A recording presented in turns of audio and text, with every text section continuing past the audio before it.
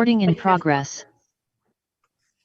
I'll call the city council meeting for the city of Oak Park Heights for Tuesday, May 25th to order.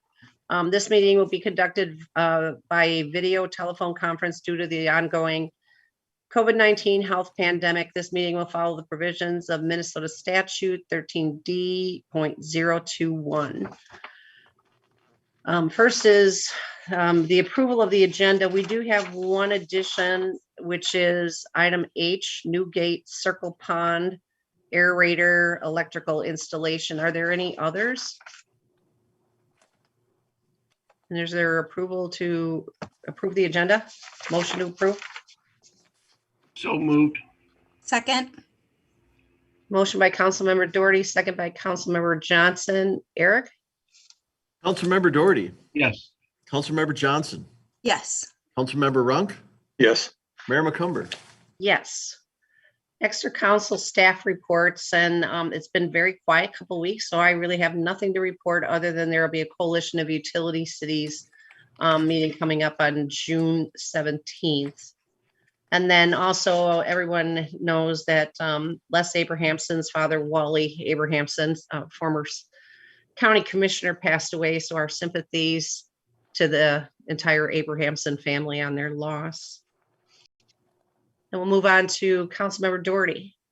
We had a joint cable commission meeting last Monday. It's the only thing I have to report. Thank you. Councilmember Johnson. Last week, I attended the Parks Commission meeting, and we also conducted the first half of our park walkthrough.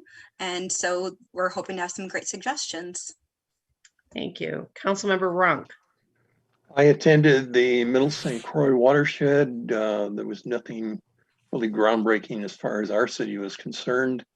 I also attended the CVB meeting, and as the president is on here, I said primarily the idea I got was that they were starting to get some positive news as far as that we're coming out of this, and that hopefully the businesses will continue to see a pickup. And we actually met in person on the rooftop of the Water Street Inn, which was really a nice setting. Thank you. Are there other staff reports? Chief Hansen, any report or? Just a couple announcements coming up. We've got the Stillwater High School graduation parade, June 5th. That is at 4 o'clock. And so we're anticipating right around 200 cars. Oak Park's just gonna get them out of our city and go north, and they can go into Stillwater at 4 p.m. Travel through downtown, I believe. And then following the next Saturday is their prom, which is still a go at the senior high outside. And then just an update on our new squad cars. I did call on those. They're going to be here, we believe, mid-July, even with the computer chip shortage. Hopefully they have the chips in them when they get here. That'd be helpful. That's all I got. Okay. Mayor, do you want me to recap the closed sessions at all again that we had at the work session? Yes, I would like you to do that too. Thank you very much. All right, so the city council held a work session immediately before the city council meeting. As part of that work session, we did hold 2 closed sessions to discuss 2 items of business. And so just recap those briefly for purposes of the public and the minutes. The first item of closed business was in relation to a city-owned property that's listed for sale. It's the parcel located at 5416 Stagecoach Trail. And so that parcel has been listed for sale with real estate agent Brian Zeller for quite a period of time. And the city has received a potential offer to purchase that property. And so the closed session was held to discuss that offer with the council and the real estate agent to decide if it was acceptable to the council or if they wanted to negotiate on that. And so there was some discussion on that, and the council provided some input to the real estate agent on that, but no official action to make that sale occurred. Second item of closed business at the work session was in relation to a potential anticipated litigation matter in relation to an individual by the name of Paul Sims, and in relation to him cutting down some trees on city-owned property on Lookout Trail, basically this part of the city's right-of-way. He went onto the property and cut down a bunch of trees.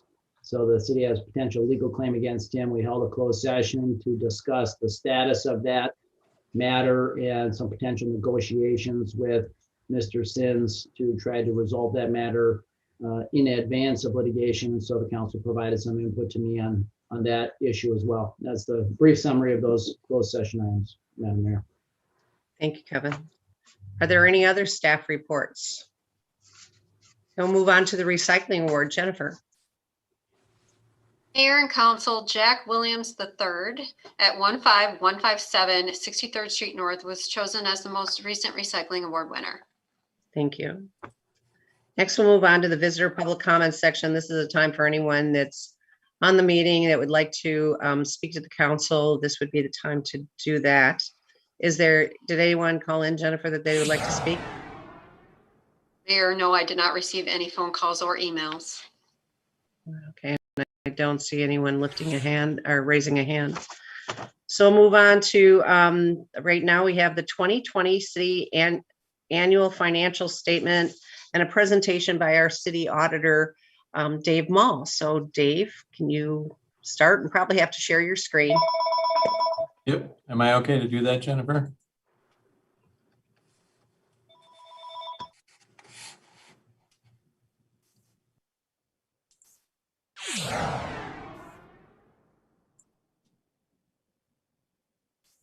Okay, here we go. Can everybody see the PowerPoint I have up? Yes. Okay, good. Well, good evening. I'll step through this then. So at the conclusion of the audit, there are 4 reports that are issued. There's an opinion on the fair presentation of the financial statements. We also issue a report on internal controls, a Minnesota State legal compliance report, and then a communication to those charged with governance. So I have a few comments on each of these. First one is on the financial statements. What do we do? Simply put, we determine the financial statements are free of material misstatement and presented in accordance with accounting standards. The standards we follow are by our trade group, the American Institute of Certified Public Accountants. And then also at the federal level, they set audit standards as well at the Government Accountability Office.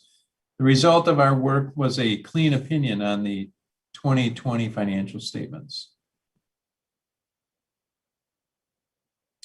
With regard to internal control, we gain an understanding of the controls that are in place to assess where there may be risks of material misstatement. If deficiencies are noted, we would bring that to your attention, but pleased to report there were no items of internal control over financial reporting. Next up is a report on Minnesota legal compliance. The state auditor's office has a checklist that we're required to follow. It's updated annually. It currently covers 7 sections.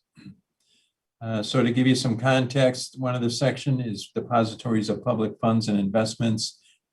So in statutes, chapter 118A requires public funds to be safeguarded. So for deposits in a financial institution, if the amount exceeds FDIC insurance, the city is required to obtain collateral from the financial institution. So we check that at a couple of points up throughout the year, primarily right after the property tax remittances, because that's where the risk might be. But please, here again, pleased to report no items of non-compliance noted. Then we issue a communication to those charged with governance. We're required to communicate certain things that don't fit in the other reports. So a few bullet points here, whether there were any accounting policies changed during the year, noting none for 2020. Also identifying where there are estimates in the financial statements, noting one here, the net pension liability, that's the city's pro rata share of PARA's net pension liability. Based on actuarial valuations, that's estimated at $1,869,000. No difficulties encountered in performing the audit. Thank you, Betty. And no disagreements with management. Noting some financial indicators on the page here, real positive for 2020. Property tax collection rate was strong at 99%, consistent with past years. Assessment collection rate 98%. General fund balance at the end of 2020 was sufficient to meet reserve policy requirements. I've got a slide on that in a little bit. And also water and sewer funds generated operating profits, and I've got a couple of graphs to demonstrate that. So just real quickly on financial results, if you focus on the total line, gives you some context of the size of the organization, 10 million of revenue and other sources, 8 million of expenditures, a change in fund balance, increase of just over 2 million. And as you can see on this slide here, that change was in the capital project fund area. And just as a reminder, in 2020, the city received turnback dollars from Minnesota Department of Transportation, and that was 1.1 million. And then also approximately 800,000 was transferred into the capital project funds for Norrell, for the Norrell project. Just focusing here on the general fund, I think what I'll do is move to the next slide here. Here you can see the general fund. You look at the bottom line here, net change in fund balance, a decrease of 415,000. Had budgeted a little bit more of a decrease. And here you can see, if you look at the variance column, revenue exceeded what was anticipated, primarily permit revenue and investment income. Expenditures were less than budgeted, and that was generally in all categories where that occurred. So result, a decrease in fund balance of 415,000. So I'll go to the next slide. And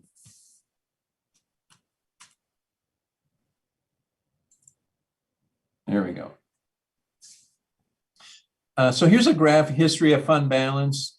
The red line is what you have by policy to maintain a minimum fund balance. That includes a cash flow reserve, a contingency reserve of 15% of your budget.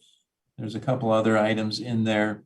And here you can see from the graph, the blue line is actual fund balance. So as you can see on the graph here, there was sufficient fund balance to meet the reserve requirements that you have set by policy. Just a few more slides here. History on water utility. The red line at the top is operating revenue. The column is operating expenses. So here you can see that rates were set so that operating revenue was sufficient to pay operating expenses. Similar look for sewer utility. As you can see here, just simply put the red line is above the columns, indicating, again, rates were sufficient to cover operating expenses. And then the final one here for the storm sewer utility. Same picture here. Revenue went up in 2020 as a result of rate changes and increases. So in summary, good results, clean opinion on the financial statements, no items noted regarding legal compliance and internal control. So with that, I'll see if there's any questions. Does council have any questions for Dave?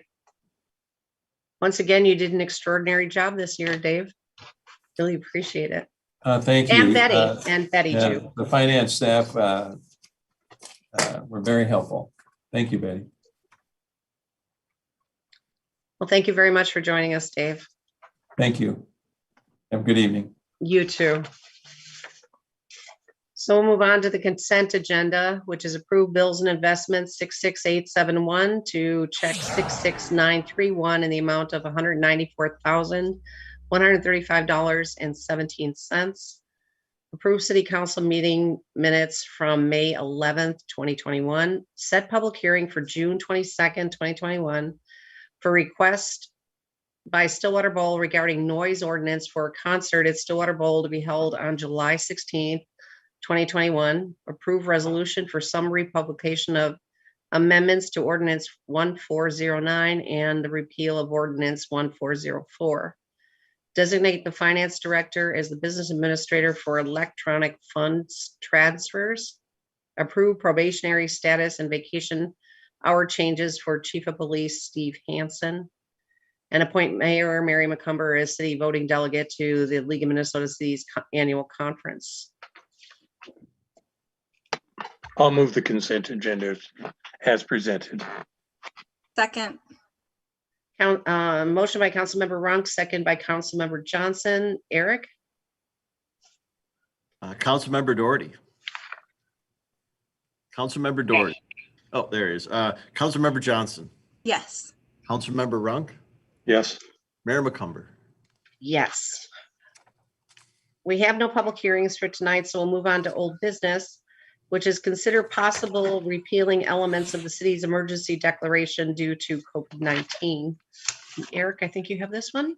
Yeah, thank you, Mayor and Council. Back in April, the council asked if staff could look at some options to begin to peel away parts or maybe even all of the emergency order. And as we're starting to look into those things, pretty much the governor and the CDC issued pretty much unilateral positions, eliminating the mask mandate, rectifying when people can convene indoors and outdoors without a mask. I think in most respects mitigated our need to look, and maybe struggled with various language to go out on our own, so to speak, with that. So I think what that's left us with are really two things. First, staff is asking for approval in some formal sense, just adopting the May 17th city opening plan, which incorporated directives to staff about social distancing, eliminating the need for masks in City Hall and what have you. Yes, it's probably a formality, but it's good policy for us, and then we can share that with staff as well. But also the second piece of that, it does outline on the last page of that opening plan, more specific application to the City Council, Planning Commission, Parks Commission, and any ad hoc committees, or even, for example, the Xcel Energy Advisory Panel, that this would apply to them too, that on or after July 1st, those meetings would all be in person. And in order to do that, however, staff would believe you adopt the opening plan date of May 17th, but also, and Kevin, maybe you could help me out. There is a item 5 in the city's emergency declaration from last year that should see some revisions, that we did put some draft language in your council action sheet that basically says the same thing, that on July 1st, things would be open to in-person meetings, but the balance of the emergency order would stay in effect. And that would give some latitude that if COVID would rear its ugly head again, that could be converted back to Zoom or remote meetings if necessary. So we're really asking for those two things. Well, there are two things, a couple of things. One is just to continue to follow whatever the guidelines are that are from the CDC, Department of Health, and from the governor. And one of which is that if you have not been vaccinated, you can't force somebody to, but to please wear your mask. Right. Still keeping the social distancing as much as possible, but pretty much following those guidelines to the best of your ability. And then also looking at the city council meetings or other meetings, that there's a hybrid for the future if necessary, so that if there's somebody who can't come in person to a council meeting, a resident or something, that they still don't feel comfortable coming to a public place, that they would have that opportunity to call in. But keep the emergency order in place because when those federal dollars come in, it's nice to have that emergency order in place. One Any challenge, comments? Go ahead. I was gonna say, one challenge we will have with the planning commission and park commission is it will be this technology. I think we're gonna try it on, and Jordan's here, he can tell us, for your June 20 something meeting. We'll try that hybrid meeting and see how that interface works. I'll probably ask some of you to stay home and some of you to come in and we can give it a whirl. But on July 1st, some of the laws change as it affects council members, where you can't be in remote meetings, remote locations that aren't public. So we'll watch what those say too. So I mean, if somebody wants to go sit in the bar, which is public, they could be. theory, yeah. But we would have to post that and say this is where they're going to be.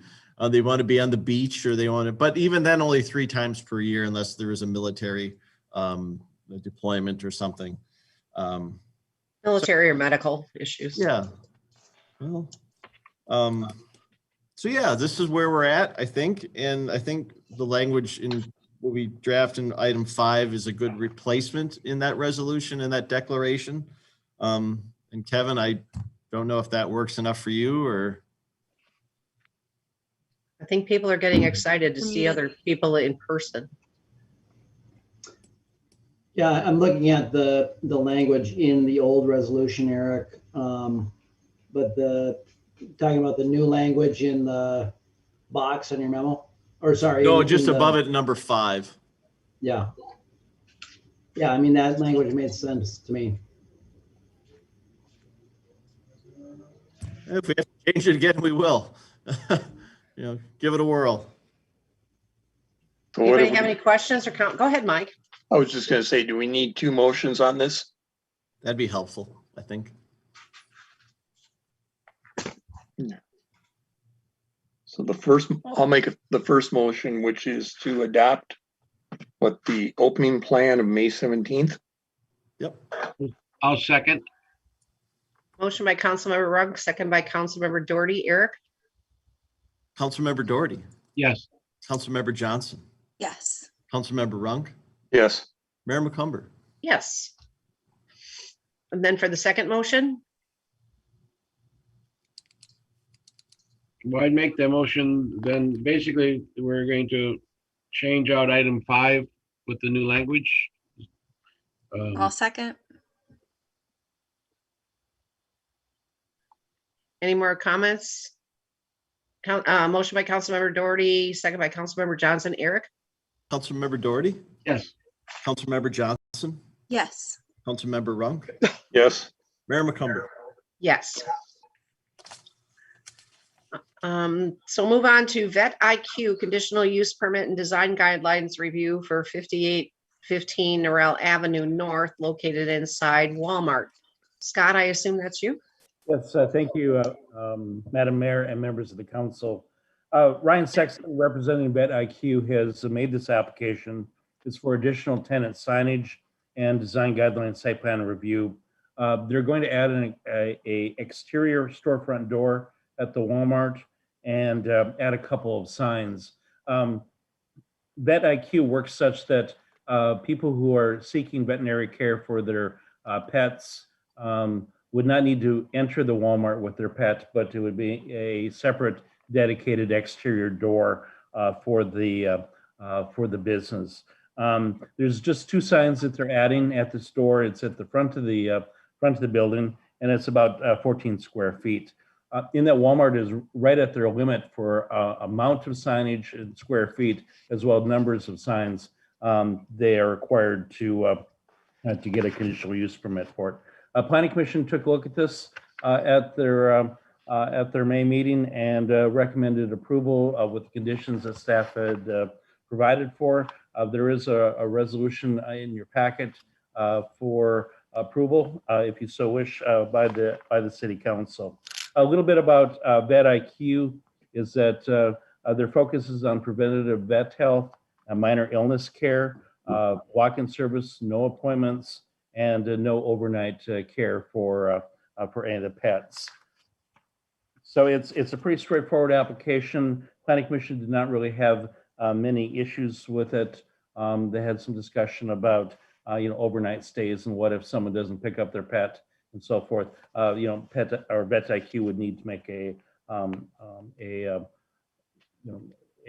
alternative means to board a pet overnight if that were to happen, because they don't have any facilities to board pets at night. So there's a number of conditions related to no overnight boarding. This is an administrative permit required in that in the B2 district, clinics such as this for pets is an administrative approval. So with that, do you have any questions, Mayor and Council? Might I ask a question? Sure, but can we ask the council first if they have any questions or comments for Scott before we go forward? Okay, then go ahead, Mr. Kramer. I was just wondering if one of the conditions was to have a bike rack. We did not add that as a condition for this particular business. Also, I wanted to mention, I don't see Mr. Sexton on the line tonight. Jennifer, correct me if I'm wrong, but Jennifer Van Dyke is here from the Planning Commission if you have any questions also. Hello, Thanks for joining us tonight, Jennifer. thank you for having me. Hey, I think there's already a bike rack at Walmart. I think so, yeah. We didn't need one. Well, isn't there one at Lowe's too, if we have an overflow? Okay, does anybody have any questions on the conditions for Scott? And if not, is there a motion to approve? So moved. Second, Motion by Councilmember Johnson, second by Councilmember Doherty. Eric? Councilmember Doherty, yes. Councilmember Johnson, Yes. Councilmember Runk, Yes. Mayor McCumber. Yes. And I do have to go back. I'm sorry, I did miss item A, which is authorize finance director to prepare preliminary 2022 budget and adoption of the proposed budget schedule. Betty? Well, good evening, Mayor, Council, and others. It's so good to see you. And it's time again. So we get to ask for authorization to prepare the 2022 budget. And so at this point, I'll be handing out the worksheets to the department heads in June. And so up to now, there's not a lot that I can tell you about the 2022 year, except legislator. We don't know what we're gonna get from the state on anything. We will be getting the American Rescue Plan funding. It'll come over a 2-year period. The expenditure period for that begins March 1st and ends December 31st, 2024. We have to be committed, but we can spend it through 2026. So we're not sure of the amount right now that we'll be getting. We haven't been told, but that should be coming shortly. We also, the implicit price deflator at this point is a 2.79%. That's probably subject to change. Hopefully it will go down a little bit before the next budget meeting. And then I have nothing on Excel values from the Department of Revenue at this time. And also on the county values for the market values, what they've been, what they put out in the report for the residential properties is there is an increase of 4.77% to the market values. And that's kind of a large increase. I don't know how it's going to flow with commercial at this time, but hopefully by the first meeting with the council, we'll have values from the county and I can give you more of what's going to happen to the tax rate. So there's a few things that I need council to consider before we enter into the budget. And one of them is any guidelines that they would like to send out to the department heads in regards to their budgets. Also, there's a schedule that I put down for our possible meetings. And being we have one meeting in July, one meeting in August, those are kind of essential for the department heads to present their budgets to you. So that's important. We have to adopt the budget by September 30th so I can get it to the Washington counties. So if you would consider adopting that schedule, and then we can add or take away from it as things become available. And then the last thing is if council has any things that they want to request in the budget, if they would get them to me by June 30th. There is one thing, Betty, just keep in mind when you're doing the budget is, our lobbyist and myself, we met with, Chair Fooley from the Capital Investment Committee earlier this year, and to possibly have a tour from the Capital Investment Committee coming out regarding the King plant. So it could be the potential extra costs like we had a couple years ago with the Norel when the Senate and the House came out. So maybe just look back at whatever we spent, by having them out for those tours. I don't remember what it was, but it was a couple $1,000s, but just so it's budgeted. But that's the only thing I can think of right now. And council, if you have anything that comes to mind, make sure you get that to Betty or the department heads. Or unless you have any questions for Betty right now. So we will follow your schedule. You don't need a motion or anything, just we'll set that up with our next meetings. Be fine. That year seemed to go by fast. It seems like we just approved the budget and we're already starting again. I know. 2020 never existed. Thank you. Okay, thanks very much, Betty. So move on to Assistant City Administrator, City Clerk position. Eric. Yes, Mayor and Council. Let me catch up to you there real quick. I've lost my page. 75. Lost my page. All right. This one's thank you for considering this, Mayor and Council. As we know, Jenny Pinsky, I'm going to talk about her like she's not even here, is a valuable employee for the city. I would offer, as I think we all know.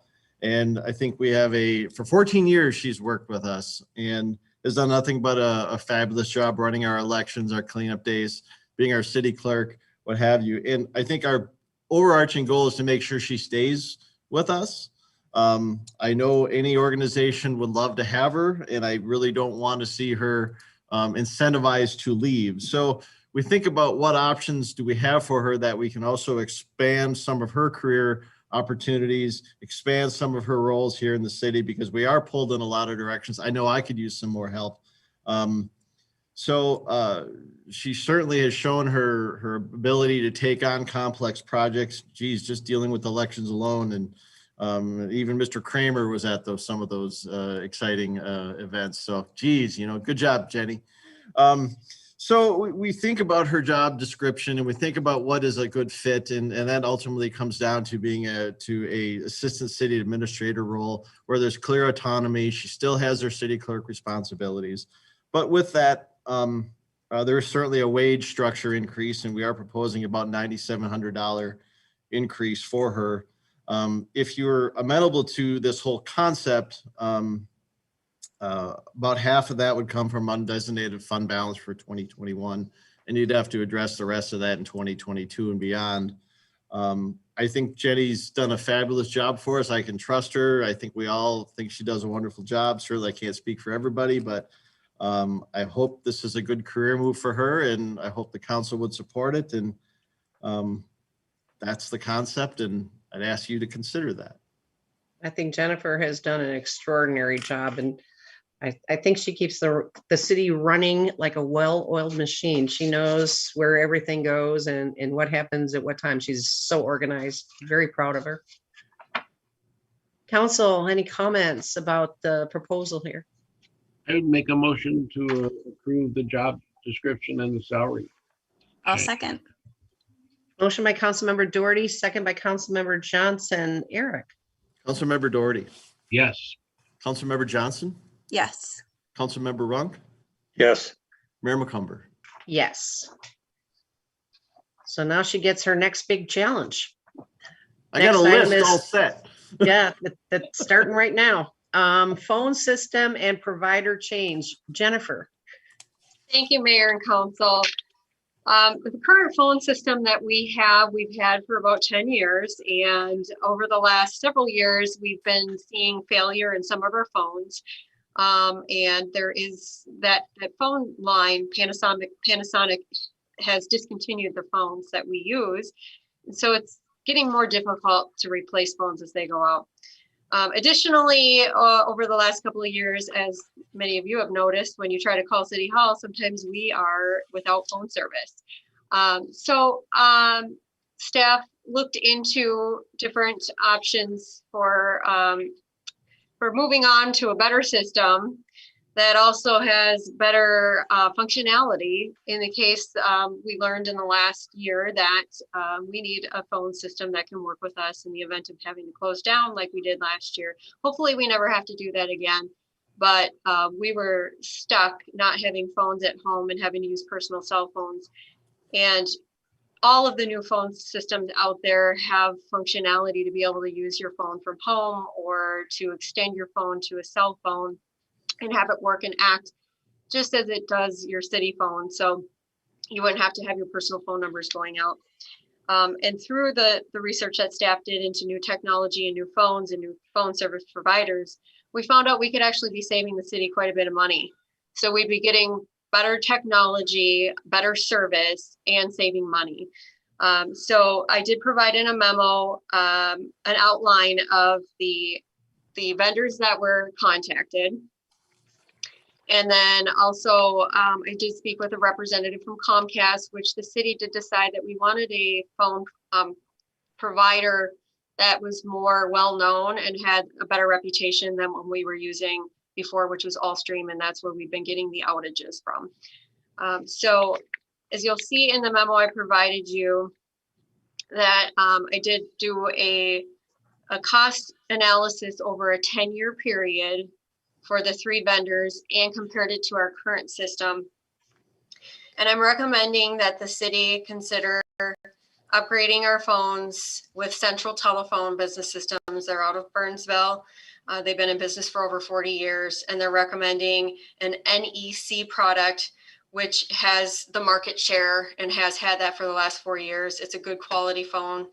And then that would be with a Comcast provider, which also the city does use for our internet and our cable television. So it would just be an extension onto that bill. Overall, saving the city over a 10-year period, approximately $10,000. So a little over $10,000. So that is my recommendation. If you have any questions for me, I did provide in the memo. I spoke with Betty Caruso, Finance Director, for some funding, and she provided me information on what the funding source would be for the upfront cost for the phone system. Thank you very much. Good presentation. Your first big job. Yeah. We've had many before, though. Any questions for Jennifer regarding this? I'll make a motion that we approve the recommendation from Jennifer. I'll second it because I think we lost Carly. Motion by Councilmember Rugg, second by Councilmember Doherty. Eric? Yeah, right. We still have a quorum. So Councilmember Doherty. Yes. She's coming back in, Eric. Coming back. Okay. I'm back. Okay. All right.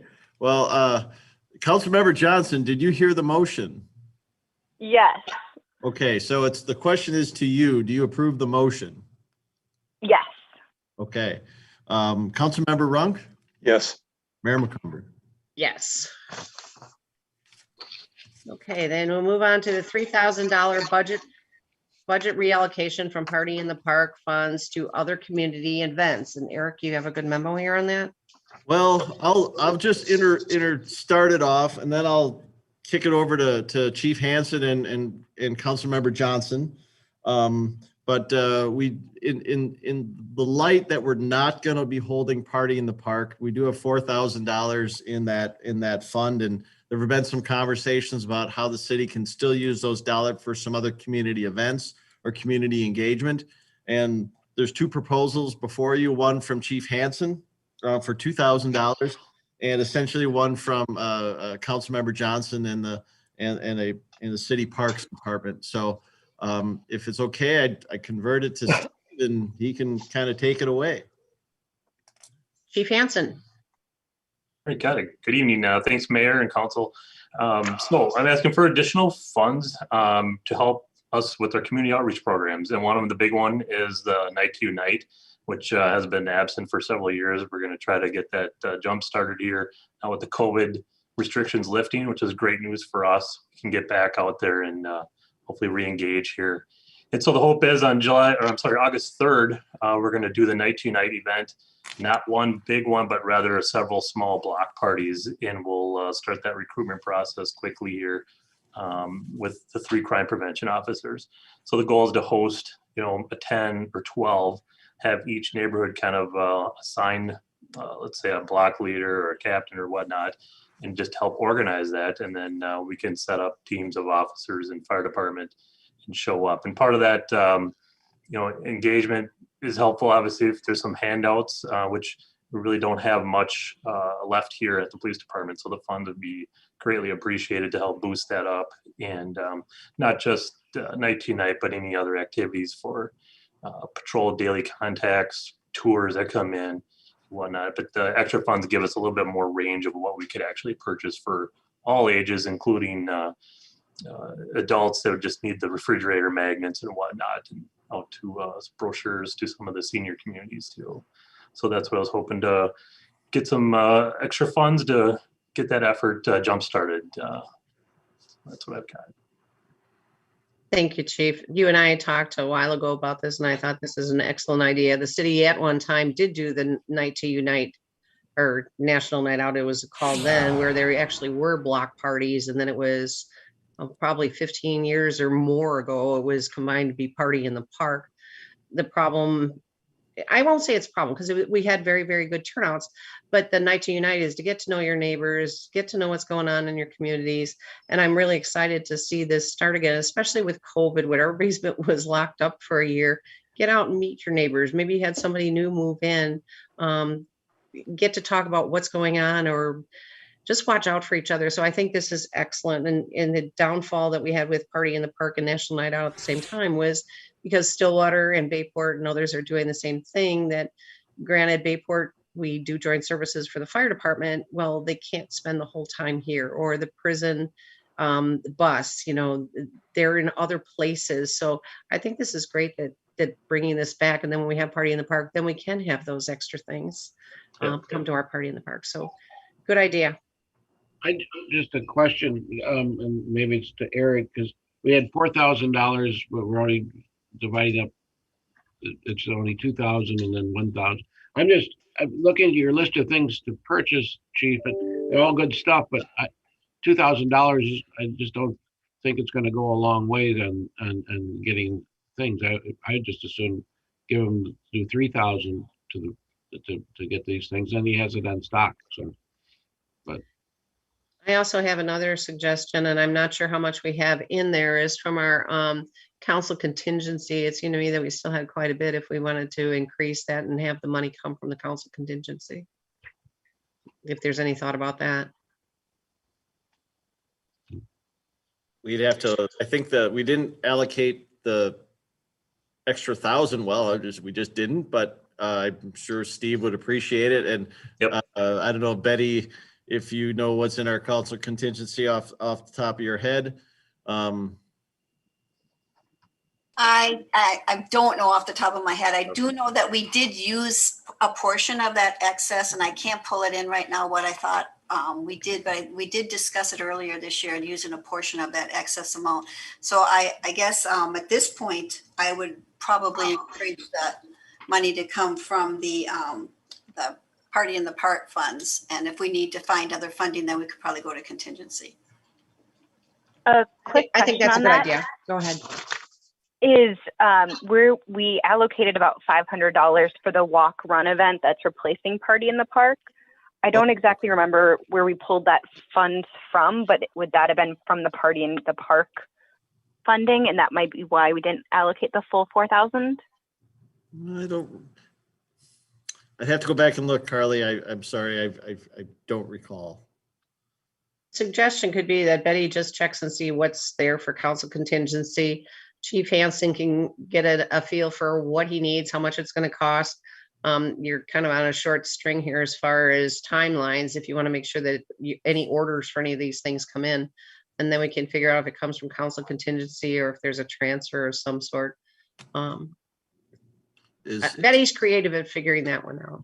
Is council comfortable enough for staff to make those executive decisions? Yes, I am. Yes. We'll do that. I'll come back with a full budget amendment with all the little changes that we've been doing throughout the year. So that way then we'll know exactly where it is. Oh, that's perfect. Okay, then Eric, do you want to go on? Thank you, Chief, for the presentation. Did we need to make any type of motion to formalize this so that the chief knows how much money he's getting? Do you want to do it in hurt. two? We can do this in two separate motions because the other one's here for the garden committee. So if you want to make a motion regarding Night to Unite, we can do that. Well, I'd make a motion that we allocate $3,000 to the police department to buy items for Night to Unite and to use at other things for a public outreach. Okay. Second. Motion by Councilmember Doherty, second by Councilmember Runk. Eric? Councilmember Doherty. Yes. Councilmember Johnson. Yes. Oh, Councilmember Runk. Yes. Mayor McCumber. Yes. So do you want to go on to the $1,000 from the city parks to fund the establishment of the garden, community gardens?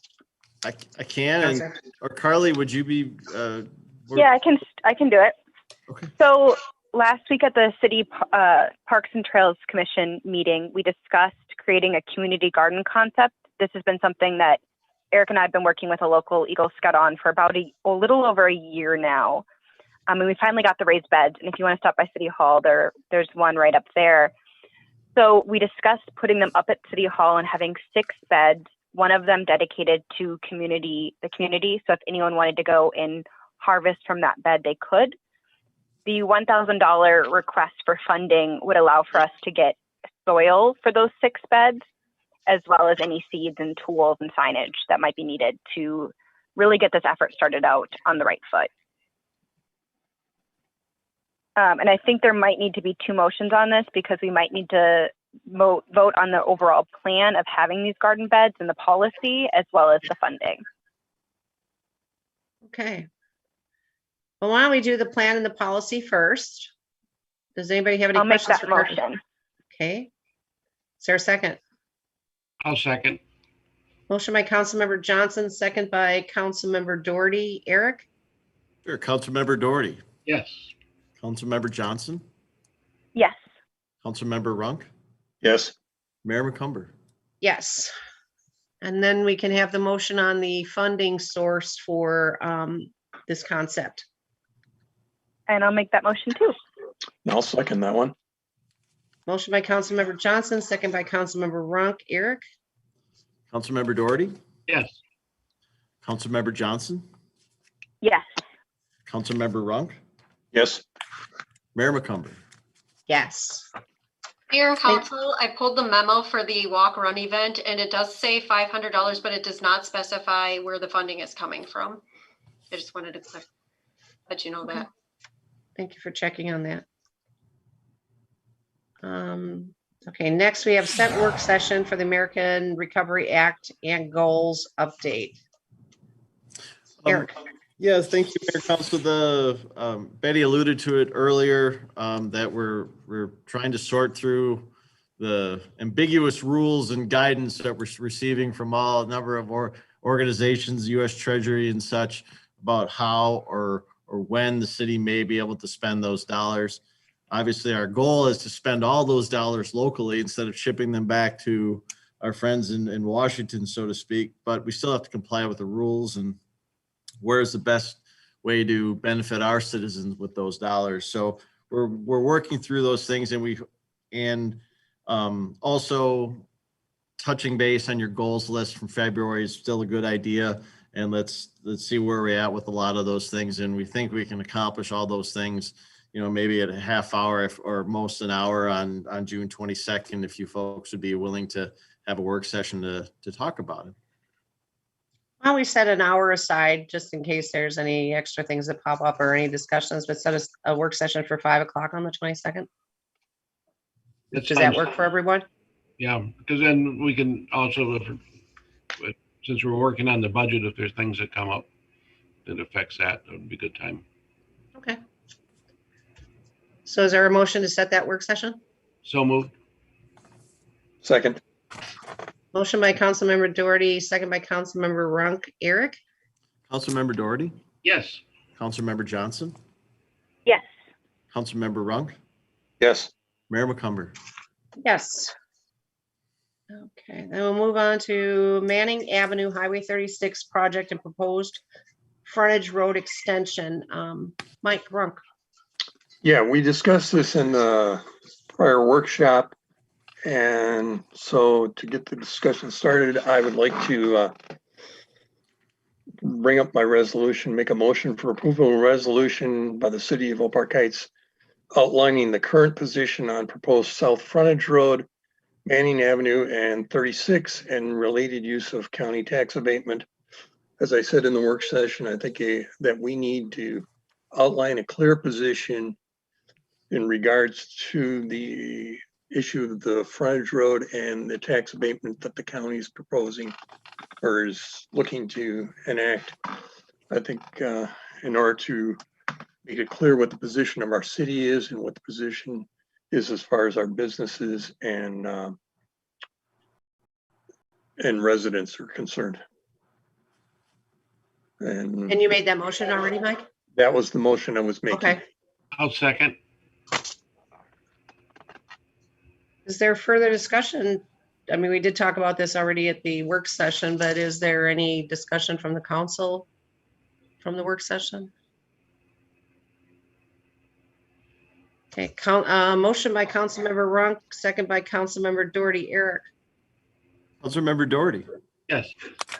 Councilmember Johnson, Yes. Councilmember Runk, Yes. Mayor McCumber. No. And our last item is Newgate Circle Pond, the aerator electrical installation. All right. Sorry. That's okay. I sorry for sending this out late yesterday. We did get the quote from O'Neill Electric. As we know, we have a stormwater pond in the Autumn Hills neighborhood, abutting Newgate Circle, and the city's been maintaining this pond.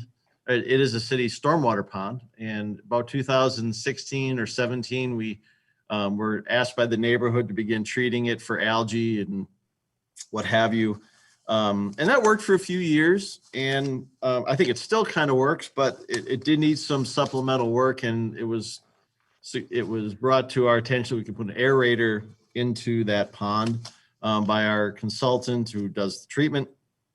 And it's done a really good job to clean up that water quality for those neighbors, those 5 or 6 abutting properties. Jim Kramer, no, I'm sorry. No, you know what I'm thinking about, Jim. Kirk Schultz. Kirk Schultz did allow the city to plug this aerator into the side of his home with the thought that, well, let's see if it works before the city expends the dollars to run power. Well, it's been there a couple of years. We think it's done a pretty good job. You can see in the images in the packet, the water's vastly improved. But it's time to get that power cord off of off their property from laying in their grass. So we did reach out to O'Neill Electric. It's certainly never cheap to hire an electrician and it's going to require trenching, burial of the conduit, as well as we'll probably have a long-term meter cost as well. But so what staff is asking for is permission to spend approximately $4,674 from your stormwater fund to pay for this. It's a stormwater project. Obviously, you have over $225,000 unallocated in that budget. Hopefully, it'll last a long time. There aren't many options. We kicked around some. Is there a way that can be done with solar? Well, it's shaded back there. By the time you're done with the inverters and the batteries and the maintenance associated with that, you're no money ahead.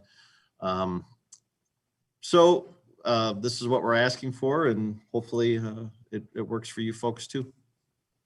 I just have one question. I mean, it's been very kind of the Schultz family to power this thing for this long. We never did talk about it compensating him. I'm sure his electric bill has gone up quite a bit for this. I asked him about that and he said, don't worry about it. So if you still want Okay. to send him a gift or something, that's something we can certainly do too. Okay, But definitely a big thank you card. Oh, yeah, yeah. I would make a motion that we go ahead with the electrical installation for the aerator. I'll second. Motion by Councilmember Doherty, second by Councilmember Ruck. Eric, Councilmember Doherty, Yes. Councilmember Johnson, Yes. Councilmember Runk, Yes. Mayor McCumber. yes. Are there any other council items or announcements? Doesn't look like it. Make a Make a motion. motion, we adjourn. I'll second. Okay, motion by Councilmember Doherty, second by Councilmember Runk. Eric, Derek, Councilmember Doherty, Yes. Councilmember Johnson, Yes. Councilmember Runk, Yes. Mayor McCumber. yes. Well, thank you very much, everybody, and have a good night. Okay. Try and stay warm the next couple days. It looks like it's gonna Yeah. get cooler. Well, thanks, everyone. Good night.